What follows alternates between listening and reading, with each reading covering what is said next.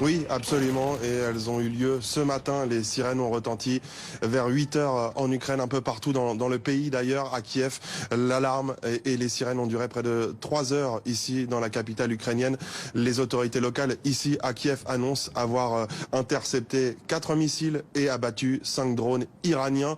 Il y a eu des frappes qui ont touché cette fois des cibles dans l'oblast d'Odessa, dans le sud du pays, et surtout à Dnipro, où 8 civils sont morts. Il y a eu aussi une frappe dans la nuit à Zaporizhzhia, dans l'oblast de Zaporizhzhia, de nouvelles frappes qui avaient pour cible les infrastructures électriques et gazières, les cibles qui avaient déjà été choisies, en tout cas presque touchées il y a 48 heures par les frappes qui avaient touché le pays. Une centaine de missiles avaient été lancés depuis la Russie ou la mer Noire vers l'Ukraine il y a 48 heures. L'objectif est clair, c'est priver les Ukrainiens, les civils ukrainiens d'électricité et de chauffage. Alors on sait justement que la météo va devenir un élément important. Les premières neiges sont arrivées sur l'Ukraine d'ailleurs.